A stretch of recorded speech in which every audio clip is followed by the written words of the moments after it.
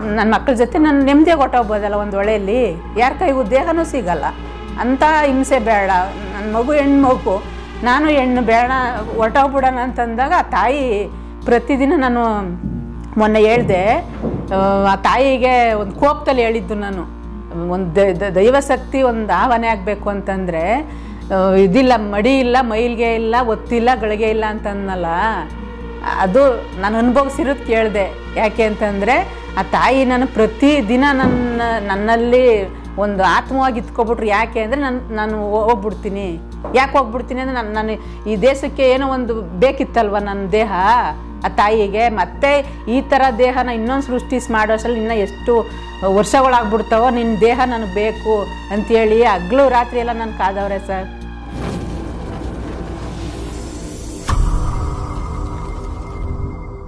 ಮುಂದೆ ಆಗೋ ಭವಿಷ್ಯದಲ್ಲಿ ಏನೆಲ್ಲ ಒಂದು ಘೋರವಾದ ಘಟನೆಗಳಾಗ್ತವೆ, ಭವಿಷ್ಯದಲ್ಲಿ ಆಗೋ ಘೋರವಾದ ಘಟನೆಗಳು ಅಂದರೆ ನೆಕ್ಸ್ಟ್ ಕಲ್ಕಿ ಅವತಾರ ಆದಮೇಲೆ ಭೂಮಿ ಬಂದು ತುಂಬ ಬದಲಾಗುತ್ತೆ. ಇಡೀ ಭೂಮಿ ಮಂಡಲಕ್ಕೆ ಆ ಕಲ್ಕಿ ಒಬ್ಬರೇ ರಾಜರಾಗಿ ಇರ್ತಾರೆ.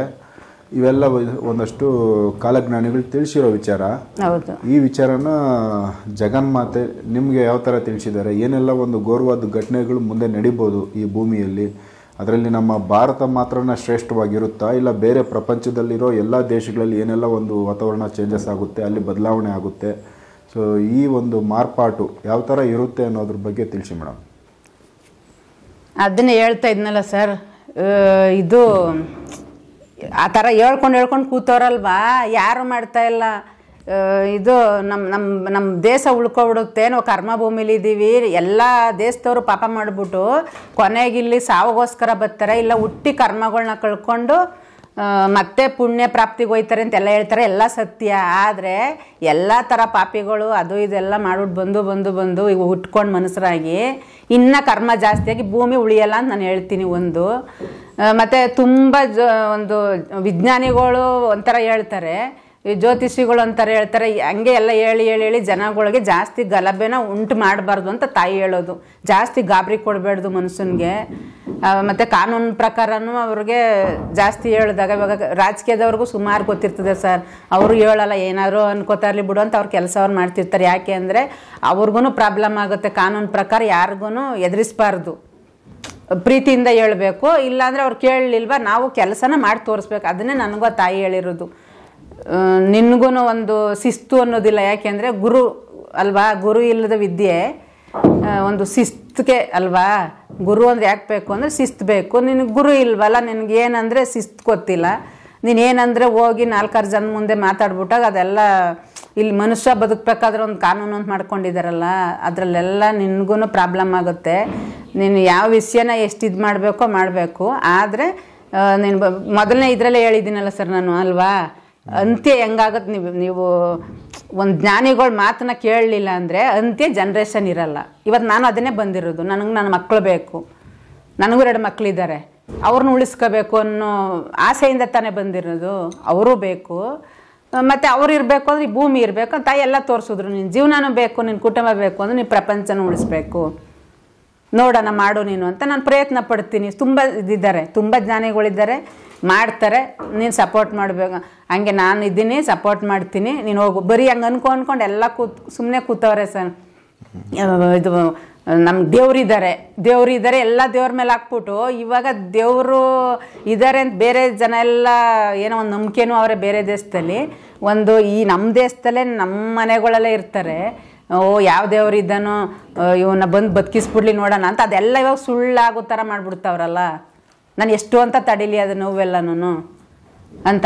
ನಮ್ಮೊಬ್ಬರಿಂದ ಏನೂ ಮಾಡೋಕ್ಕೆ ಸಾಧ್ಯ ಇಲ್ಲ ಸರ್. ಅದಕ್ಕೆಲ್ಲ ಸಿಸ್ಟಮೆಟಿ ಐತೆ. ಇವಾಗ ನಾನು ಇಲ್ಲಿ ಕುತ್ಕೊಂಡು ಏನೇನೋ ಮಾತಾಡ್ಬಿಟ್ಟು ಅದೆಲ್ಲ ಗಲಭೆಗಳು ಎಬ್ರಿಸೋಕ್ಕೂ ಆಗಲ್ಲ. ಹಿಡಿಬೇಕು, ಒಂದೊಂದು ಕೆಲವು ಸತ್ಯಗಳನ್ನ ಹಿಡಿಬೇಕು ಒಂದು. ಮತ್ತು ಇವಾಗ ಮೂಲ ರಹಸ್ಯಗಳೆಲ್ಲ ಪ್ರತಿಯೊಬ್ಬರು ಗೊತ್ತಿರ್ಬೋದು, ಮಾಧ್ಯಮದ ಮೂಲಕನೇ ಆಗಲಿ ಎಲ್ಲೆಲ್ಲ ನೋಡ್ತಾ ಇದ್ದೀರಲ್ಲ. ಗುರು ಮೂಲ ನದಿ ಮೂಲನ ತಿಳಿಸ್ಬಾರ್ದು ಅಂತ ಹೇಳ್ತಾರಲ್ವಾ. ಅವ್ರು ಏನು ಮುಚ್ಚಿಕ್ಕಿದ್ರು ಅಂತಂದರೆ ಅದು ತಿಳ್ಕೊಂಡ್ರೆ ಮನುಷ್ಯ ಬದುಕೋಕ್ಕಾಗಲ್ಲ, ಭಯ. ಇವಾಗ ಕೊರೋನಾ ಬಂದು ಎಷ್ಟು ಜನ ಸತ್ರು ಸರ್. ಇವಾಗ ಟಿ ವಿ ನೋಡ್ಕೊಂಡೇ ಮನೇಲಿ ಕೂತಿದ್ದವರೇ ಸತ್ತೋದ್ರು. ಯಾಕೆ ಅಂತಂದರೆ ಭಯಕ್ಕೆ ಅರ್ಧ ಅಲ್ವಾ. ಮನುಷ್ಯನಿಗೆ ಈ ದೇಹ ಏನು ರಕ್ತ ಮಾಂಸ ಈ ಮೂಳೆ ಇದಿರೋದ್ರಿಂದ ಬರೀ ಅವ್ರಿಗೆ ಭಯ, ಒಂದು ಏನಾರ ಕಣ್ಣಲ್ಲಿ ನೋಡ್ಬಿಡ್ತು ಅಂದರೆ ವೀಕ್ ಮನಸ್ಥಿತಿ ಇರೋರು ಮೆಂಟ್ಲು ಆಯ್ತಾರೆ, ಹಾರ್ಟ್ ಅಟ್ಯಾಕ್ ಏನೇನು ಬೇಕಾದ್ರೂ ಆಗ್ಬೋದು, ನರ ದೌರ್ಬಲ್ಯನೂ ಹೇಳ್ಕೊತದೆ ಅಲ್ವಾ, ಟೆನ್ಷನ್ ಮಾಡ್ಕೊಂಡು ಈ ಥರ ಎಲ್ಲ ಪ್ರಾಬ್ಲಮ್. ಇನ್ನು ಮುಂದಕ್ಕೆ ನನಗೆ ಗೊತ್ತಿಲ್ಲ ಹೇಳ್ಬೇಕೋ ಬಿಡಬೇಕು ಅಂತ ನಾನು ಹೇಳ್ತೀನಿ. ಇನ್ನು ಮುಂದಕ್ಕೆ ಇದು ಜೈಲು ಎಷ್ಟು ಜಾಗ ಇದೆಯೋ ಅಷ್ಟು ಇವರು ನಿರಪರಾಧಿಗಳು ಇರ್ತಾರಂತೆ, ಮತ್ತು ಹುಚ್ಚ ಹಾಸ್ಪಿಟ್ಲ್ ಎಷ್ಟಿದೆಯೋ ಅಷ್ಟು ಮಾಮೂಲಿ ಜನಗಳು ಇರ್ತಾರಂತೆ. ಪ್ರತಿಯೊಂದು ಇದನ್ನು ಭೂಮಂಡಲ ಎಲ್ಲ ಹುಚ್ಚರಾಗ್ಬಿಡ್ತಾರಂತೆ. ಅವ್ರನ್ನ ಜೈಲಲ್ಲೇ ನಿರಪರಾಧಿಗಳನ್ನ ಇಡಬೇಕು ಅಂದರೆ ಇವರಿಂದ ಅವ್ರನ್ನ ತಪ್ಪಿಸ್ಬೇಕಲ್ವ, ಇನ್ನು ಜನ್ರೇಷನ್ ಬೇಕಲ್ವ ಸರ್? ಅರ್ಥ ಆಯ್ತಾ ಇದೆಯಾ? ಜನ್ರೇಷನ್ ಬೇಕಲ್ಲ ಯುಗ ಸೃಷ್ಟಿಗೆ. ಇವ್ರು ಹೇಳಿದ ಮಾತು ಕೇಳಲ್ವಲ್ಲ, ನೀವು ಕಚ್ಚಾಡಿ ಸಾಯಿರಿ ಮಕ್ಳು ಅಂದ್ಬಿಟ್ಟು ಆ ತಾಯಿ ಅವ್ರನ್ನ ಸೇಫ್ಟಿ ಮಾಡ್ತಾರಂತೆ ಎಲ್ಲೋ ಒಂದು ಜಾಗದಲ್ಲಿ. ಇದನ್ನ ಉದಾಹರಣೆ ಕೊಟ್ಟರು. ಜೈಲು ಎಷ್ಟು ಜಾಗ ಇದೆಯೋ ಹಂಗೆ ಆ ಥರ ಜಾಗದಲ್ಲಿ ಇವ್ರನ್ನ ಅವರೇ ಯಾವ ಥರ ಸೇಫ್ಟಿ ಮಾಡ್ತಾರೆ ಅಂತ ಹೇಳಿದ್ದೀನಿ, ನಾನು ಹೇಳಲ್ಲ, ಸೇಫ್ಟಿ ಮಾಡ್ತಾರಂತೆ. ಇವ್ರನ್ನ ಯಾವುದೋ ಹುಚ್ಚರ ಸಂತೆಯಲ್ಲಿ ಒಬ್ಬ ಇರ್ತಾನಲ್ಲ ಯಾರಾದ್ರೂ, ಭೂಮಿ ತಾಯಿ ಎಲ್ಲ ಅರ್ಥ ಮಾಡ್ಕೊಂಡು ನಾವು ಬದುಕಬೇಕು, ಇದನ್ನು ಉಳಿಸ್ಬೇಕು ನಾವು ಅಂತ ಅಂಥವ್ರನ್ನ ಈ ಹುಚ್ಚ ಹಾಸ್ಪಿಟ್ಲು ಅಷ್ಟು ಜಾಗದಲ್ಲಿ ಅಂಥವ್ರನ್ನ ಕರ್ಕೋಗಿ ಇವರಿಂದ ಹುಚ್ಚರಿಂದ ಅವ್ರನ್ನ ಕಾಪಾಡಬೇಕು ಅಂತ ಇರ್ತಾರಂತೆ. ಪ್ರಪಂಚನೇ ಎಲ್ಲ ಹುಚ್ಚರಾಯ್ತಾರಂತೆ. ಜ್ಞಾನಿಗಳು ಬ್ರಹ್ಮಯ್ಯನವ್ರು ಬರೆದಿಟ್ಟಾರೆ ಅಂದ್ರಲ್ಲ, ಪ್ರಪಂಚ ಎಲ್ಲ ಹುಚ್ಚರಾಯ್ತಾರೆ ಅಂತ ಈಗ ಅನ್ಕೊಬಿಟ್ಟಿದ್ದಾರೆಲ್ಲ, ಫೋನಲ್ಲಿ ಅವರಷ್ಟಕ್ಕೆ ಅವರೇ ಮಾಡ್ಕೋತಾರೆ ಅಂತ. ಅದಲ್ಲ, ಇನ್ನು ಮುಂದಕ್ಕೆ ನಾನು ಏನೋ ಒಂದು ಹೇಳ್ತೀವಿ ಅಂತಂದರೆ ನಾವು ತಿಳ್ಕೊಬೇಕು. ಮತ್ತು ಅವ್ರು ಏನಕ್ಕೋಸ್ಕರ ಇಲ್ಲಿ ಭೂಮಿ ಮೇಲೆ ಹುಟ್ಟಿದ್ದಾರೆ ಇವಾಗ ಕಲಿಯುಗದ ಅಂತ್ಯದಲ್ಲಿ, ಅದನ್ನೆಲ್ಲ ಇದು ಮೂರನೇ ಕಣ್ಣು ಅಂತಾರಲ್ವ, ಅದು ಓಪನ್ ಆಗುತ್ತೆ. ಅಷ್ಟು ಸುಲಭವಾಗಿ ಅದು ಓಪನ್ ಆಗಲ್ಲ. ಏನೇನೋ ಸಮಸ್ಯೆಗಳಾಯ್ತವೆ. ಅಂಥವ್ರನ್ನ ಏನು ಮಾಡ್ತಾರೆ ಹೇಳ್ರಿ, ಮನೆಯವರು ಅವ್ರನ್ನ ಅರ್ಥ ಮಾಡ್ಕೊಳ್ಳಲ್ಲ. ಅವಾಗ ಕರ್ಕೊಂಡೋಗಿ ಹಾಸ್ಪಿಟ್ಲ್ ಹಾಕ್ತಾರೆ, ಇಲ್ಲ ಹುಚ್ಚರಂಗೆ ಬಿಟ್ಬಿಡ್ತಾರೆ. ಈ ಥರ ಏನೇನೋ ಸಮಸ್ಯೆಗಳಿಲ್ಲ ಅಂದರೆ ಅವ್ರ ಕೈಲೆಲ್ಲ ಅದನ್ನೇ ಹೇಳಿರೋದು. ಇವಾಗ ಕೊಟ್ಟಿದ್ರಲ್ಲ ಕತ್ತಿಗಳೆಲ್ಲನೂ ಯಾವ್ದಕ್ಕೋಸ್ಕರ ಕತ್ತಿ ಒಬ್ಬರು ಮನೆಯಲ್ಲಿ ಒಂದೊಂದು ಕತ್ತಿ ಹಿಡಿಬೇಕು ಅಂತಂದರೆ ನಿಮ್ಮ ಸೇಫ್ಟಿಗೋಸ್ಕರ. ಯಾವ ಸೇಫ್ಟಿಗೆ ಯುದ್ಧ ನಡೆಯುತ್ತೆ ಮುಂದೆ, ಯಾವ ಯುದ್ಧ ಅದೆಲ್ಲ ಹೇಳೋಕ್ಕಾಗಲ್ಲ, ನಡೆಯುತ್ತೆ. ಅದನ್ನು ಸೇಫ್ಟಿಯಾಗಿ ನೀವು ಇಟ್ಕೊಳ್ಳಿ. ಒಂದು ಆ ಕತ್ತಿ ಇಟ್ಟಿರ್ತಿರಲ್ಲ ಮನೆಯಲ್ಲಿ, ಅದು ನಿಮ್ಮನೆ ಜನದ ಕೈಲಿ ಸಿಕ್ಕಿದಾಗ ಅಲ್ಲೇ ಕಲ್ಕಿ ಯಾರು ಅಂತಂದರೆ ನಮ್ಮ ಮನೆ ಜನದಲ್ಲೇ ಸೃಷ್ಟಿ ಆಯ್ತಾರೆ ಕೆಟ್ಟವರು ಅನ್ನೋರು, ನಿಮ್ಮ ಮನೆ ಜನನೇ ಫಿನಿಶ್ ಮಾಡ್ತಾರೆ. ಇವಾಗ ಅರ್ಥ ಆಯ್ತಾ ನಿಮಗೆ? ಅದಕ್ಕೋಸ್ಕರ ಅವರು ಜಾತಿ ಎಲ್ಲ ನಮ್ಗೆ ಜಾತಿ ಒಬ್ಬ ಮನುಷ್ಯ ತಾನೇ ಅದನ್ನು ಈಗ ಕತ್ತಿ ಇಟ್ಟಿದ್ದು. ಹಂಗೆ ಇಡೀ ಪ್ರಪಂಚವೆಲ್ಲ ನಮ್ಮ ದೇಶ ಮಾತ್ರ ಅಂತ, ನಮ್ಮ ದೇಶ ಉಳ್ಕೋತದೆ ಅನ್ನೋದು ಮೂರ್ಖತನ. ಯಾರೋ ನಮ್ಮ ಮಗಳು ಹೇಳ್ತಾ ಇದ್ಲು, ಎಲ್ಲ ಹಿಂಗಿದೆಯಾ ಇಂಜಿನಿಯರ್ ಓದ್ಬಿಟ್ಟು ದಡ್ಡಿ ಅಂತ ಹೇಳಿದ್ರೆ ನಮ್ಮಂಥವ್ರು ಇರೋದ್ರಿಂದನೇ ಪ್ರಪಂಚ ಉಳಿದದೆ ಅಂತ ಹೇಳಿದೆ ಅಂತ. ಹಂಗೆ ಯಾರೋ ಒಬ್ಬರು ಒಂದು ಊರಲ್ಲಿ 90 ಜನ ಕೆಟ್ಟವ್ರು ಇದ್ಬಿಟ್ಟು ಒಬ್ಬ ಒಳ್ಳೆಯವನಿದ್ರು ಆ ಒಳ್ಳೆಯವನಿಗೋಸ್ಕರ 90 ಜನ ಉಳ್ಕೋತಾರಂತೆ. ಯಾಕೆ ಅಂದರೆ ಒಳ್ಳೆಯವನು ಬೇಜನ್ನು ಮಾಡಿರ್ತಾನಲ್ಲ ದೇವರು ದಾನ ಧರ್ಮ ಅಂತ, ಅವನೇನು ಮಾಡ್ತಾನಂತೆ, ನನ್ನ ಮಾತು ಹೆಂಗೆ ಸುಳ್ಳಾಗ್ಬಿಡುತ್ತೆ, ನಾನು ದೇವರು ಅಂತ ಇಷ್ಟು ಮಾಡಿದ್ಮೇಲೆ 90 ಜನ ಹೆಂಗೆ ನಂಬ್ತಾರೆ ನನ್ನ ಅಂತ ಊರನ್ನೇ ಕಾಪಾಡ್ಬಿಡ್ತದಂತೆ ಭಗವಂತ. ಆದರೆ ಆ 90 ಜನ ಒಳ್ಳೆಯವರಾಗಿ ಒಬ್ಬ ಕೆಟ್ಟವನಿದ್ದಾಗ ಆ 90 ಜನ ಒಳ್ಳೆಯವ್ರನ್ನ ನೋಡಿ ಆ ಊರನ್ನ ಬದುಕಿಸಲ್ವಂತೆ ಭಗವಂತ. ಇವನೊಬ್ಬನಿಂದ ಊರೇ ಹಾಳಾಗುತ್ತಲ್ಲ ಅಂತ ಎತ್ತು ಒಗ್ದಾಗ ಅವರು ಹೋಯ್ತಾರೆ ಜೊತೆಲಿ. ಇವಾಗ ಕೊರೋನಾ ಬಂದಿದ್ದು ಹಂಗೆ ಅಲ್ವಾ? ಆ ಥರ ಮುಂದಕ್ಕೆ ಇದು ಟ್ರಯಲ್ ಸರ್. ನಾನು ಹೇಳಿದ್ದು ಅಷ್ಟೇ. ಈಗ ಅನಾಹುತ ಆಗ್ತಾ ಇರೋದು ಜ್ಞಾನಿಗಳು ಬರೆದಿಟ್ಟಿರೋದು ಅಷ್ಟೇ ಟ್ರಯಲ್ಲು. ಅರ್ಥ ಆಯ್ತಾ? ನಾನು ಅಂತ್ಯನೂ ಹೇಳ್ಬಿಟ್ಟಿದ್ದೀನಿ. ಸಿನಿಮಾದಲ್ಲಿ ಟ್ರಯಲ್ ಬಿಡ್ತಾರೆ, ನೀವು ಸಿನಿಮಾನ ನೋಡಿ ಅಂತ ಅಂತ್ಯ ಹೇಳಲ್ಲ ಅವರು. ನಾನು ಅಂತ್ಯನೂ ಹೇಳ್ಬಿಟ್ಟಿದ್ದೀನಿ. ಮಧ್ಯ ಸಿನಿಮಾ ತೋರಿಸೋರು ಬರ್ತಾರಲ್ಲ, ಪ್ರತಿಯೊಂದು ಮನೆಗೂ ಬರ್ತಾರೆ ಜ್ಞಾನಿಗಳು, ಅವರವರಲ್ಲೇ ಉಟ್ಕೋತಾರೆ. ಯಾವ ರೀತಿ ಅಂದರೆ ನಂಗೆ ನೆನೆಸ್ಕೊಂಡ್ರೆ ನನಗೂ ಭಯ ಆಗುತ್ತೆ ಸರ್. ಯಾಕೆ ಅಂದರೆ ನಾನು ಉಳಿಬೇಕು, ತಾಯಿ ಇದ್ದಾರೆ ಉಳಿಸ್ಕೊಡ್ತಾರೆ ಅಂದರು ನನ್ನ ಮನೇಲಿ ಸೇಫ್ಟಿ ಮಾಡ್ಕೋಬೋದು ಸರ್. ನಾನು ಹೊರಗಡೆ ತರಕಾರಿ ಹಾಲು ತರಕಾರು ಬರಬೇಕಲ್ವಾ? ಮತ್ತೆ ಇವಾಗ ನನ್ನ ಮಕ್ಳುಗಳು ಕೆಲ್ಸಕ್ಕಾರು, ನನ್ನ ಗಂಡನೂ ಕೆಲ್ಸಕ್ಕೆ ಹೋಗ್ಬೇಕು, ಅವ್ರು ತಂದು ಹಾಕಿರ್ತಾನೆ ನನ್ನ ಮನೇಲಿ ಸೇಫ್ಟಿ ಮಾಡ್ಕೊಂಡು ತಿನ್ನೋದು. ಆ ಭಯದಿಂದ ನನಗೆ ಇವಾಗ ನಾನು ಹೇಳಲೇಬೇಕು. ಕೆಲವರು ಒಂದಿಷ್ಟು ತಿಳ್ಕೊಬಿಟ್ಟು ಅವ್ರು ಮಾಡ್ತಾರೆ. ಇದು ನಮ್ಮ ದೇಶನ ಏನಂತಾರೆ ಹೇಳಿ, ಸೋಂಬೇರಿಗಳು ಅವರು ಇವರು ಅಂತಾರಲ್ವಾ? ನಾನು ಹೇಳ್ತೀನಿ, ನಾನು ಸೇರಿಸ್ಕೊಂಡು 90% ಸೋಂಬೇರಿತನದಿಂದನೇ ನಮ್ಮ ದೇಶಕ್ಕೆ ಏನೋ ಒಂಥರ ಅಸಡ್ಡೆ. ಆದರೆ ಜ್ಞಾನಿಗಳು ಹೇಳಿದ್ದಾರೆ, ಕಲಿಯುಗ ಅಂತ್ಯ ಆಗಿ ಸತ್ಯಯುಗಕ್ಕೆ ಪ್ರಪಂಚಕ್ಕೆ ನಂಬರ್ 1 ಆಗುತ್ತೆ ಅಂತ. ಹೌದು, ಅದೇ ಆಗ್ಬಿಡುತ್ತಾ ಸರ್? ಇವಾಗ ನಿಮ್ಮ ಮನೇಲಿ ತರಕಾರಿ ಇದು ರೇಷನ್ ಎಲ್ಲ ತಂದು ಕೊಡ್ತೀರಿ, ಅಲ್ಲಿ ಅಡುಗೆ ಮನೇಲಿ ಇಟ್ಬಿಟ್ಟು ಅಡುಗೆ ಆಗುತ್ತಾ? ಮತ್ತೆ ಇವಾಗ ನಾನು ಅನ್ಕೋತೀನಿ, ಅರವಿಂದ ಅಣ್ಣ ಇಷ್ಟೆಲ್ಲ ತಂದು ಕೊಟ್ಟವ್ರೆ, ಇವತ್ತು ನಂಗೆ ಒಬ್ಬಟ್ಟು ಊಟ ಹಾಕ್ತಾರೆ ಅಂತ ನಾನಿಲ್ಲಿ ಆಸೆ ಪಟ್ಕೊಂಡು ಕೂತಿದ್ದೀನಿ. ಆ ಥರ ಇವಾಗ ನಾವು ನಮ್ಮಂಥವ್ರು 100 ಜನ ಬಂದು ಹೇಳ್ತಾ ಇರೋದ್ರಿಂದ ಜನಗಳು ಬರುತ್ತೆ ಮನೇಲಿ ಕೂತ್ಕೊಂಡವ್ರೆ ಹಿಂಗಂತ ಹೇಳಿದ್ಮೇಲೆ ಎಲ್ಲರೂ ಹೇಳೋರು ಕರೆಕ್ಟು ಬರ್ತದೆ ಅಂತ ಕೂತವ್ರೆ. ಅಲ್ಲಿ ಹೆಂಗಸ್ರು ಅಡುಗೆ ಮಾಡ್ಬೇಕಲ್ವ, ಹಂಗೆ ಮಾಡುವಂಥ ಜ್ಞಾನಿಗಳು ಮುಂದೆ ಬಂದು ಅದನ್ನೆಲ್ಲ ಮಾಡಿದ್ರೆ ಮಾತ್ರ ನಾನಿವಾಗ ಹೆಂಗೆ ಊಟ ಮಾಡ್ತೀನೋ ಹಂಗೆ ಅವರು ಕೂತ್ಕೊಂಡು ಹೆಂಗೆ ಬದುಕಬೇಕು ನಾವು ಮುಂದಕ್ಕೆ ಅಂತ. ಇನ್ನೊಂದು ಹೋದ್ರೆ ಹೋಗೋಣ ಬಿಡು ಅಂತ ನಾನು ಕಿವಿಲಿ ಕೇಳಿದ್ದೀನಿ. ನಾನು ಅದನ್ನೇ ಚರ್ಚೆ ಮಾಡಿದ್ದೀನಿ ಆ ತಾಯಿ ಜೊತೆ. ಯಾಕೆ ಅಂತಂದರೆ ಹೋದ್ರೆ ಹೋಗ್ಲಿ ಬಿಡು ಎಲ್ಲರಂಗೂ ನನಗೂ ಆಯ್ತದೆ ಅಂತ. ಆವಾಗ ಎಲ್ಲರಂಗೂ ನನಗೂ ಆಗುತ್ತೆ ಅಂತ ಹೇಳಿದಾಗ ಒಂದು ಸತ್ಯತೆ ತೋರಿಸಿದ್ರು. ಅವಾಗ ಏನು ಮಾಡಿದೆ, ನಾನು ನನ್ನ ಮಕ್ಕಳು ಮುಂದೆಗೆ ಸತ್ತಾಗ್ಬಿಡೋಣ ಬಿಡು, ಅವ್ರ ಕೈಲಿ ಆ ಥರ ಇನಾಮಾನವಾಗಿ ನಾನು ಇದು ಮಾಡ್ಕೊಳ್ಳೋದು ಹಿಂಸೆ ಆಗಲಿಲ್ಲ ಸರ್. ನೋಡಿ ಅದು ಪ್ರಪಂಚ ಏನಾಗುತ್ತೆ ಅಂತ ನನಗೆ ನಿಜವಾಗೂ ಬೇಜಾರಾಯಿತು. ಅದಕ್ಕೆ ಮುಂದೆಗೆ ನಾನು ಇದು ಮಾಡ್ಕೊಬಿಡೋಣ ಬಿಡು ಅಂತಂದ್ಬಿಟ್ಟು ನಿರ್ಧಾರ ಮಾಡ್ಕೊಬಿಟ್ಟೆ. ನನ್ನ ಮಕ್ಕಳ ಜೊತೆ ನಾನು ನೆಮ್ಮದಿಯಾಗಿ ಹೊಟ್ಟೋಗ್ಬೋದಲ್ಲ ಒಂದು ಒಳೆಯಲ್ಲಿ, ಯಾರ ಕೈಗೂ ದೇಹನೂ ಸಿಗಲ್ಲ ಅಂಥ ಹಿಂಸೆ ಬೇಡ. ನನ್ನ ಮಗು ಹೆಣ್ಣು ನಾನು ಹೆಣ್ಣು ಬೇಡ ಹೊಟ್ಟೋಗ್ಬಿಡೋಣ ಅಂತಂದಾಗ ಆ ತಾಯಿ ಪ್ರತಿದಿನ ನಾನು ಮೊನ್ನೆ ಹೇಳಿದೆ, ಆ ತಾಯಿಗೆ ಒಂದು ಕೋಪದಲ್ಲಿ ಹೇಳಿದ್ದು ನಾನು, ಒಂದು ದೈವಶಕ್ತಿ ಒಂದು ಆಹ್ವಾನ ಆಗಬೇಕು ಅಂತಂದರೆ ಇದಿಲ್ಲ, ಮಡಿ ಇಲ್ಲ, ಮೈಲ್ಗೆ ಇಲ್ಲ, ಒತ್ತಿಲ್ಲ, ಗಳಿಗೆ ಇಲ್ಲ ಅಂತಂದಲ್ಲ. ಅದು ನಾನು ಅನುಭವಿಸಿರೋದು ಕೇಳಿದೆ.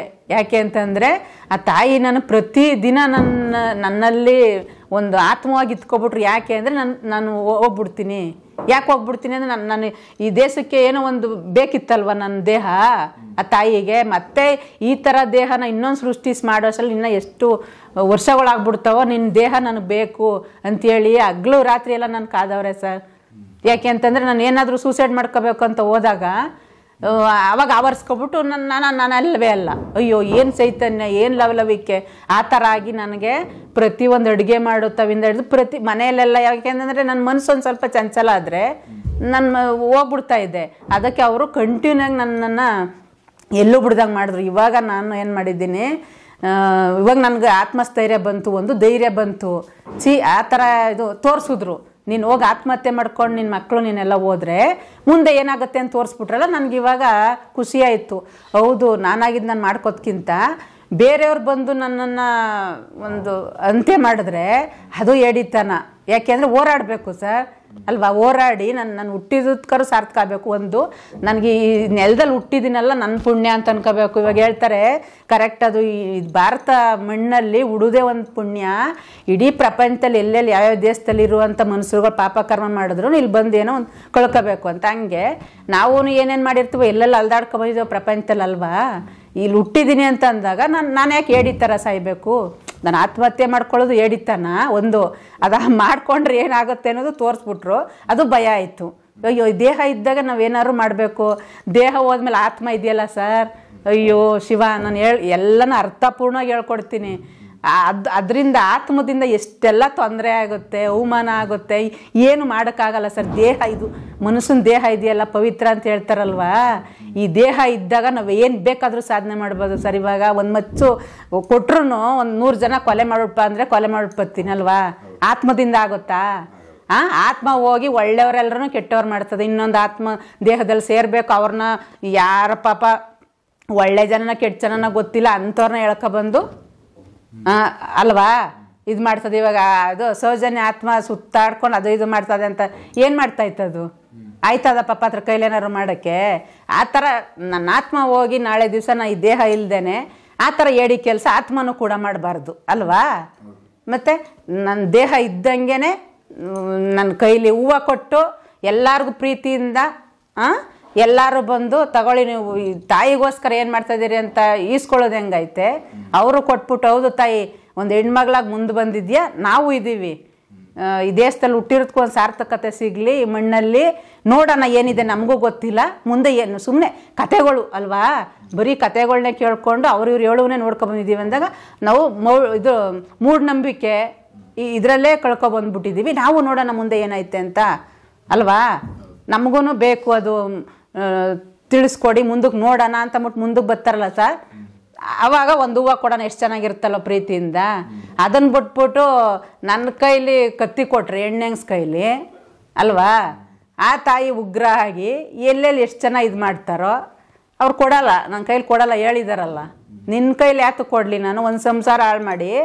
ಇವಾಗ ಆಲ್ರೆಡಿ ಏನು ಹೇಳಿ ದೇವ್ರು ಬರುತ್ತಾರಲ್ಲ, ಮತ್ತು ಈ ಜಡೆಗಳೆಲ್ಲ ಬರ್ತವೆ ನೋಡಿ ದೇವ್ರು ಬರೋರಿಗೆ, ಇಷ್ಟಿಷ್ಟೆಲ್ಲ ಕುಂಕುಮ ಇಟ್ಕೊಂಡು ಆ ಥರ ಎಲ್ಲ ಮಾಡ್ತಾರಲ್ವಾ. ಮತ್ತು ಸಂಸಾರದಿಂದನೇ ಹೊರಗಡೆ ಹೊಂಟೋಯ್ತಾರೆ ದೇವ್ರು ಬರುತ್ತೆ ಅಂತ. ಆಮೇಲೆ ಕಾವಿ ಹಾಕ್ಕೊಂಡೆ ಹೊರಗಡೆ ಹೊಂಟೋಯ್ತಾರೆ. ಏನು ತುಕ್ಕೋಯ್ತಾರೆ ಅಂದರೆ ದೇವ್ರನ್ನೇ ದೂಷಿಸ್ತಾರಲ್ವಾ. ದೇವ್ರು ಬಂದುಬಿಟ್ಟು ಒಂದು ಜೀವನನೇ ಹಾಳು ಮಾಡಿಬಿಡ್ತು, ಕುಟುಂಬನೇ ಹಾಳು ಮಾಡಿಬಿಡ್ತು ಅಂತ. ಆ ಥರ ಕೆಟ್ಟ ಹೆಸರು ನನಗೆ ಬೇಡ. ನಿನ್ನ ಮಾಮೂಲಿ ನೀನು ಹೆಂಗಿದೆಯೋ ಸಂಸಾರಿಯಾಗಿ ಹಾಗೇ ಇತ್ಕೊಂಡು ನನ್ನ ಕೆಲಸನೂ ಮಾಡಬೇಕು. ಅವರಲ್ಲಿ ಏನು ತಪ್ಪಾಗುತ್ತೆ ಅನ್ನೋರು ನೀನು ಮೂಡಿಸ್ಬೇಕು. ಏನಕ್ಕೆ ಆ ಥರ ಆಯ್ತಾರೆ ಸರ್ ಅವರು ಅಲ್ವಾ? ಹಿಂದಿನ ಜನ್ಮದ್ದೇನೋ ಒಂದು ಕರ್ಮ, ಆ ಕರ್ಮನ ತೊಳಿಬೇಕಾಗಿರೋ ಯಾರು ಮನೆಯವ್ರು ತಾನೆ. ಇವಾಗ ನನಗೇನೋ ಒಂದು ಈ ಥರ ಪ್ರಾಬ್ಲಮ್, ಒಂದು ಜ್ಞಾನ ಇದೆ ಅನ್ನುವಾಗ ಒಂದು ಹೊರಗಡೆ ಬಿಟ್ಟು ಕರ್ಕೊಂಡೋಗ್ಬೇಕು. ಅವರೇನೆ ಕರ್ಕೊಂಡೋಗಿ ನೋಡಿ ಈ ಥರ ಇದೆಯಲ್ಲ, ಏನೋ ನಮ್ಗೆ ಒಂದು ಒಳ್ಳೇದಾಗಲಿ ಪ್ರಪಂಚಕ್ಕೆ, ಒಂದು ಭೂಮಿಗೋ ನಮ್ಮೂರಿಗೋ ಒಂದು 4 ಜನಕ್ಕೋ ವಿದ್ಯಾವಂತರಿಗೆ ತಿಳುವಳಿಕೆ ಕೊಡಲಿ ಅಂತ ಕರ್ಕೊಂಡೋಗ್ಬೇಕು.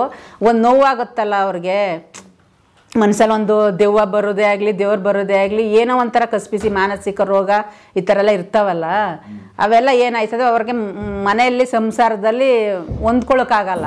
ಒಂದು ಸಂಸಾರದಲ್ಲಿ ಮತ್ತು ಅವ್ರು ದುಡ್ದಿದ್ದೆಲ್ಲ ಬರೀ ಹಾಸ್ಪಿಟ್ಲು, ಆ ದೇವಸ್ಥಾನ ಈ ದೇವಸ್ಥಾನ ಮಂತ್ರವಾದಿ ಹಿಂಗೆ ಕಳೆದು ಏನೋ ಅವ್ರ ಮೇಲೆ ಜಿಗುಪ್ಸೆ ಬಂದ್ಬಿಡ್ತದೆ. ಇವ್ರನ್ನ ಮರ್ಯಾದೆ ಕಳೀತಾವ್ರೆ, ಇವ್ರು ಭೂಮಿ ಮೇಲೆ ಇರಲೇಬೇಡ್ದಪ್ಪ ಅಂತ ದೇವ್ರನ್ನೇ ದೂಷಿಸ್ತಾರೆ. ಈ ದೇವ್ರು ಯಾಕೆ ಇವ್ರಿಗೆ ಈ ಥರ ಮಾಡ್ದ ಅಂತ. ಅವಾಗ ಏನು ಮಾಡ್ತಾರೆ ಹೇಳ್ರಿ ಅವರು, ಈ ಕುಟುಂಬದಲ್ಲೇ ಇರಬಾರ್ದು, ನಾವು ಸೆಪ್ರೇಟ್ ಹೋಗೋಣ, ಸೆಪ್ರೇಟ್ ಬರ್ತಾರೆ. ಕುಟುಂಬದಲ್ಲೇ ಇತ್ಕೊಂಡು ಹೊಂದಾಣಿಕೆಯಿಂದ ಇದು ಮಾಡಿಕೊಂಡ್ರೆ ಇತ್ಕೊಂಡು ಅವ್ರ ಸಮಸ್ಯೆ ಏನು, ಒಂದು ಒಳ್ಳೇದಾದ್ರೂ ಕುಟುಂಬದವ್ರು ಅವ್ರಿಗೆ ಸಪೋರ್ಟ್ ಮಾಡಬೇಕಲ್ವ ಸರ್.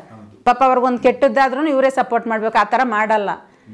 ಇವಾಗ ಇವರಿದ್ದಾರೆ ನೋಡ್ರಿ ಮಂಗಳಮುಖಿಯರು ಅಂತ, ಅದು ಎಲ್ಲರೂ ಅಲ್ಲ.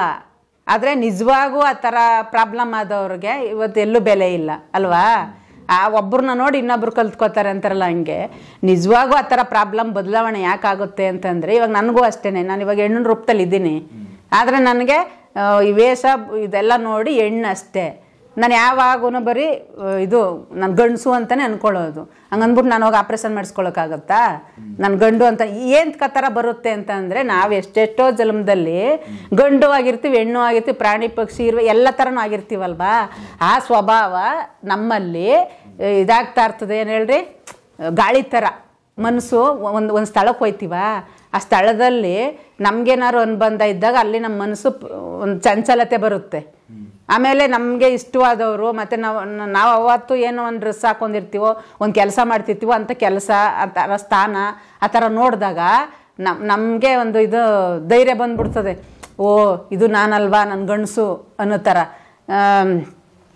ಅವ್ರೇನು ಮಾಡ್ತಾರೆ ಮನೆಯಲ್ಲಿ, ಅವ್ರ ಅವ್ರ ಭಾವನೆಗಳಿಗೆ ಸ್ಪಂದಿಸಲ್ಲ. ಇವಾಗ ನೀವು ನೋಡ್ತಾ ಇದ್ದೀರಿ ಬರೀ ಎಜುಕೇಷನ್ ಅಲ್ವಾ.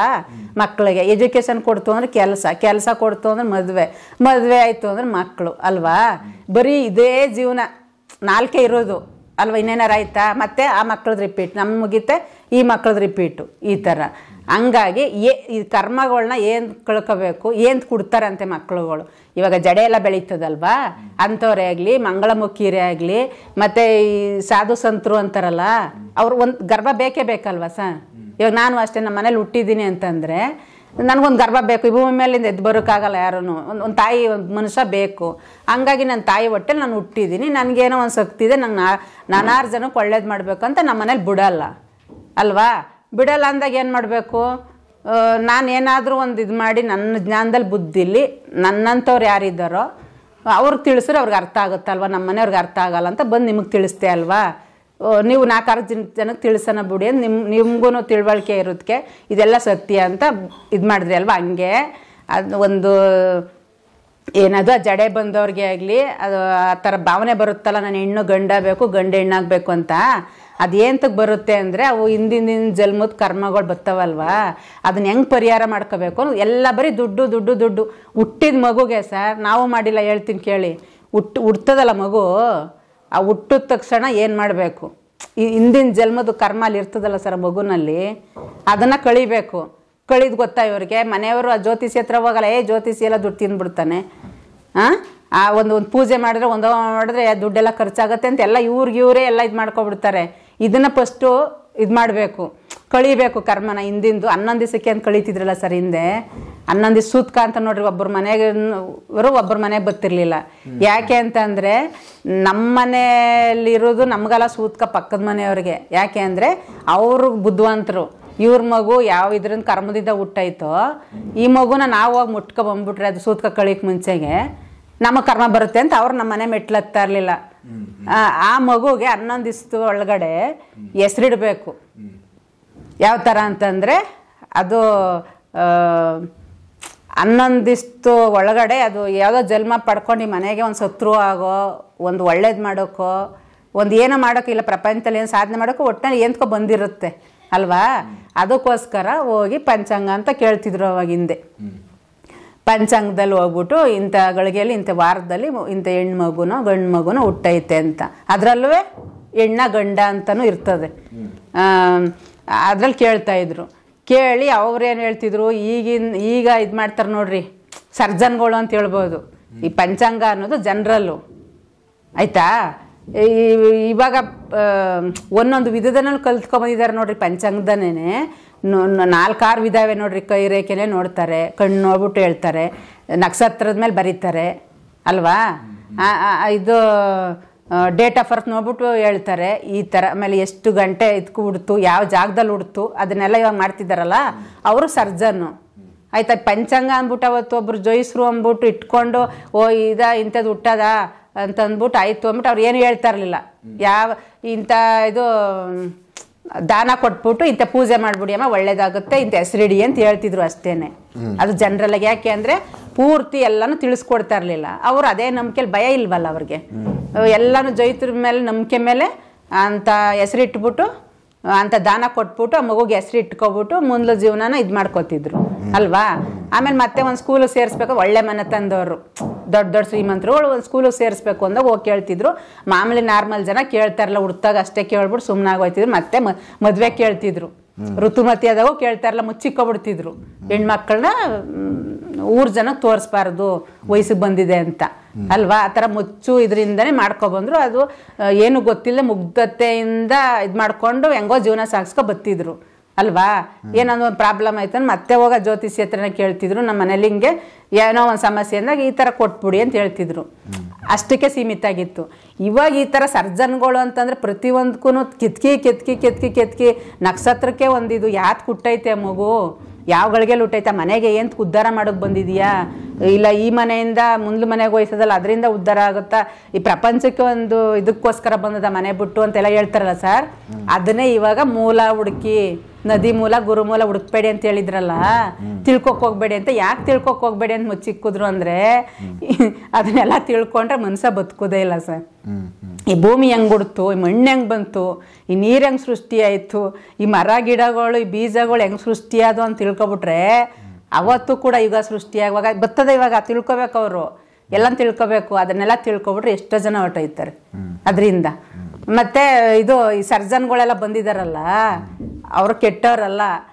ಒಬ್ಬ ಸರ್ಜನ್ ಬಂದ್ಬಿಟ್ಟು ಒಂದು ಕುಟುಂಬನ ಉದ್ಧಾರ ಮಾಡೋಕ್ಕಾಗುತ್ತಾ ಸರ್? ಅಲ್ವಾ. ಜನರಲ್ಲು ಮೊನ್ನೆ ನೀವು ಹೇಳಿದ್ರಲ್ಲ ಅದಕ್ಕೆ ಹೇಳ್ತೀನಿ, ನೀವು ಜನರಲ್ಲ ಮಾಡ್ತೀರಿ ಅಂದ್ರಲ್ಲ. ನನಗೆ ಯಾವ ಇದೂ ಗೊತ್ತಿಲ್ಲ. ನಾನು ಜನರಲ್ಲು ಅಂದರೆ ಜನರಲ್ ಡಾಕ್ಟ್ರು ಅಂದ್ಕೊಳ್ಳಿನ ಆಯಿತಾ. ಜನರಲ್ ಡಾಕ್ಟ್ರು ಅಂದ್ರೇನು, ಪ್ರತಿಯೊಂದು ತಿಳ್ಕೊಂಡಿರ್ತಾರೆ ಅವ್ರು ಇವಾಗ ಆಯಿತಾ. ಎಲ್ಲ ಥರ ಪೂರ್ತಿ ಬಾಡಿಯಿಂದ ಪೂರ್ತಿ ಒಳಗಡೆ ಹೊರಗಡೆ ಎಲ್ಲ ಪಾರ್ಟ್ಸು ಇಂತಿಂಥ ಕೆಲಸನೇ ಮಾಡುತ್ತೆ. ಈ ಥರ ಜ್ವರ ಬಂದರೆ ಯಾವ ಥರ ಇರ್ತದೆ, ಇದೇನೇ ಪ್ರಾಬ್ಲಮ್ ಅದು ಹೊಟ್ಟೆ ನೋವು ಆ ಥರ ಇರ್ತದಲ್ವಾ, ಎಲ್ಲನೂ ಅರ್ಥ ಮಾಡ್ಕೊಂಡಿರ್ತಾರೆ. ಮತ್ತು ಅವರು ಒಂದಕ್ಕೆ ಸರ್ಜನ್ ಆಗಿರ್ತಾರೆ ಅಲ್ವಾ. ಯಾಕೆ ಅಂತಂದರೆ ಇಲ್ಲೊಂದು 10 ಜನ ಬಂದ್ಬಿಟ್ಟು 10 ಜನಕ್ಕೆ ಆಪ್ರೇಷನ್ ಮಾಡ್ಕೊಂಡು ಸರ್ಜನ್ ಮಾಡಕ್ಕೆ ಹೋದರೆ ಇಲ್ಲಿ ಜನ ಎಲ್ಲ 100 ಜನ ಎಲ್ಲ ಹೋಯ್ತಾರೆ ಅಲ್ವಾ. ಅದಕ್ಕೋಸ್ಕರ ಅವರು ಒಂದಕ್ಕೆ ಮಾತ್ರ ಸರ್ಜನ್ ಆಗಿರ್ತಾರೆ. ಫುಲ್ಲು ಜನರಲ್ ಡಾಕ್ಟರ್ ಆಗ್ಬಿಟ್ಟು ಎಲ್ಲನೂ ಚೆಕ್ ಮಾಡ್ತಾರೆ ಅವರು. ಚೆಕ್ ಮಾಡಿ ಈ ಸರ್ಜನ್ಗಳಿದಾರಲ್ಲ ಒಂದೊಂದು ಕಣ್ಣಿಗೆ ಬೇರೆ, ಕಿಡ್ನಿಗೆ ಬೇರೆ, ಇದಕ್ಕೆ ಬೇರೆ, ಕಿವಿಗೆ ಬೇರೆ ಅಂತ ಹಿಂಗೆ ಇರ್ತಾರಲ್ಲ, ಆ ಥರ ಸರ್ಜನ್ಗಳನ್ನ ಇಟ್ಕೊಂಡಿರ್ತಾರೆ. ಇವಾಗ ಒಂದು 10 ಜನ ಪೇಷಂಟ್ ಬರ್ತಾರೆ. 10 ಜನ ಕಿಡ್ನಿ ಸ್ಟೋನ್ ಅಂತ ಎಕ್ಸಾಂಪಲ್ಲು. ಕಿಡ್ನಿ ಸ್ಟೋನು 10 ಜನಕ್ಕೂ ಒಂದೇ ಥರ ಇರ್ತದಾ? ಇರಲ್ಲ ಅಲ್ವಾ. ಮತ್ತು ಅವ್ರ ದೇಹ ಅವರು ಇದು ಅವಗುಣಗಳೇ ಬೇರೆ ಬೇರೆ ಇರ್ತವೆ, ಮನಸ್ಥಿತಿನೇ ಬೇರೆ ಇರ್ತದೆ. ಒಬ್ಬರು ಧೈರ್ಯವಾಗಿರ್ತಾರೆ, ಒಬ್ಬರು ಮನಸ್ಥಿತಿ ಭಯ ಆ ಥರ ಅಲ್ವಾ. ಇವಾಗ ಆಪ್ರೇಷನ್ಗೆ ಇದು ಮಾಡಬೇಕು ಅಂದಾಗ ಇವ್ರು ಒಬ್ಬರೇ ಹೋಗಿ ಮಾಡೋಕ್ಕಾಯ್ತದ, ಟೆಸ್ಟ್ ಮಾಡಿಬಿಟ್ಟೆ ಅಂತಾರೆ ಈ ಸರ್ಜನ್ಗೆ, ಇವ್ರಿಗೆ ಈ ಥರ ಪ್ರಾಬ್ಲಮ್ ಇದೆ, ನೀನು ಹೋಗಿ ಸರ್ಜನ್ ಮಾಡಿ, ಇಲ್ಲ ಸೂಟ್ ಮಾಡಬೇಕಾ ಅವ್ರಿಗೆ, ಸೂಟಿಂದ ಹೋಗುತ್ತಾ, ಇಲ್ಲ ಆಪ್ರೇಷನ್ ಮಾಡೇ ಕಲ್ ತೆಗಿಬೇಕಾ, ಅದನ್ನು ನೀ ಸರ್ಜನ್ ಆದವನು ಹೋಗಿ ನೀನು ಅದನ್ನ ಸ್ಕ್ಯಾನ್ ಮಾಡೋ ಏನೋ ವ್ಯಕ್ತಂತ್ರ ಬಂದಿದ್ದಾವಲ್ಲ ಅದು ಮನ್ಸತ್ತಾನೆ ಮಾಡಿರೋದು ಏನಿದೆ ಅಂತ ಬೇಗ ಕಂಡುಹಿಡಿದು ಬಿಡ್ತಾರೆ. ಹಂಗಾಗಿ ಅದನ್ನ ನೀನು ಮಾಡಪ್ಪ ಅಂತ ಇವ್ರಿಗೆ ಇದು ಮಾಡ್ತಾರೆ. 10 ಜನ ಸರ್ಜನ್ ಇದ್ರು 10 ಜನ ಮಾಡೋಕ್ಕಾಯ್ತದ, ಬೇರೆ ಬೇರೆ ಕಾಯಿಲೆಗೆ ಬೇರೆ ಬೇರೆ ಇರ್ತಾರಲ್ವಾ. ಈ ಜನರಲ್ಗೆ ಎಲ್ಲ ಗೊತ್ತಿರ್ತದೆ, ಒಬ್ಬರು ಮಾಡೋಕ್ಕಾಗಲ್ಲ ಅಲ್ವಾ. ಅದಕ್ಕೆ ಸರ್ಜನ್ಗಳನ್ನ ಇಟ್ಕೊಂಡು ಇವ್ರನ್ನ ನೋಡೋದು ಆ ಥರ. ಇವಾಗ ನಾನು ಅಷ್ಟೇನೆ ಜನರಲ್ ಡಾಕ್ಟ್ರ್ ಥರ ಎಲ್ಲ ಗೊತ್ತು, ನಾನು ಯಾರನ್ನೂ ಮುಟ್ಟಲ್ಲ ಮಾಡಲ್ಲ, ಹೇಳ್ತೀನಿ ಅಷ್ಟೇ. ಅದು ಸರ್ಜನ್ಗಳಿದ್ದಾರಲ್ಲ ನೀವೇ ಎಲ್ಲರಿಗೂ ಪರಿಚಯ ಮಾಡಿಕೊಟ್ಟಿದ್ದೀರಲ್ಲ, ಅದರಲ್ಲಿ ತುಂಬ ಸರ್ಜನ್ಗಳಿದ್ದಾರೆ, ಒಂದೊಂದು ಅದನ್ನು ಜನ ಉಪಯೋಗಿಸ್ಕೊಳ್ಳಲ್ಲ. ಒಂದು ಕೊಯ್ತಾರ ಎಲ್ಲ ಅದರಲ್ಲೇ ಎಲ್ಲ ಆಗೋಗ್ಬೇಕು. ಏನಾರು ಒಂದು ಸಮಸ್ಯೆ ಅಂದಾಗ ಅವರಿಂದ ಏನು ಸಮಸ್ಯೆ ತಗೊಬಂದ್ಬಿಟ್ಟು ಮತ್ತೆ ಈ ಜೀವನಕ್ಕೆ ಯಾವ ಥರ ಮಾಡಬೇಕು ಅಂತ ಅರ್ಥ ಆಗಲ್ಲ. ಜನರಲ್ ಡಾಕ್ಟ್ರ್ ಇದ್ದಾರಲ್ಲ ಪ್ರತಿಯೊಂದು ತಿಳಿಸ್ಕೊಟ್ಬಿಟ್ಟು ನೀನು ಇಂಥ ಕಡೆ ಅಂದ್ರೆ ನೀನೇ ಎಲ್ಲ ಮಾಡಿಬಿಡು ಅನ್ನೋದು. ನಾವೆಲ್ಲನೂ ಮಾಡೋಕ್ಕಾಗುತ್ತಾ? ಯಾಕೆ ಅಂದರೆ ನನಗೆ ವಿದ್ಯೆ ಇಲ್ಲ. ಇವಾಗ ಮನುಷ್ಯನ ಇದ್ರಲ್ಲಿ ಏನು ಬೇಕು ಹೇಳಿ, ಸರ್ಟಿಫಿಕೇಟು ಅಲ್ವಾ. ಅದಿಲ್ದೇವ್ರು ನಮಗೂ ಕಾನೂನು ಬಾಹಿರ ಅಲ್ವಾ. ಇವಾಗ ನಾನು ನೋಡ್ಬೋದು ಯಾವ್ದ್ರಿಂದ ಅಂದರೆ ದೈವಶಕ್ತಿ ಇದರಿಂದ. ದೇವರು ಅಂತಂದ್ರೆ ಇವಾಗ ಒಂದು ಕಲ್ಲು ಥರ, ಕಲ್ಲಲ್ಲೇ ನೋಡೋದು ನಾವು.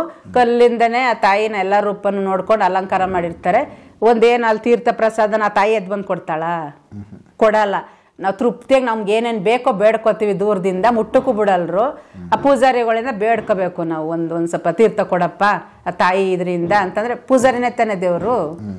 ಅವ್ರು ಕೊಟ್ಟಿದ್ದನ್ನ ನಾವು ಆ ತಾಯಿ ಹೆಸರು ಹೇಳಿ ನಂಬಿಕೆಯಲ್ಲಿ ಇಸ್ಕೊಂಡು ಕುಡಿದುತ್ತೀವಿ. ಒಂದು ಹೂವನ್ನ ಎತ್ತಿ ತಲೆಯಲ್ಲಿ ಮುಡಿತೀವಲ್ವಾ, ಒಂದು ನಂಬಿಕೆ.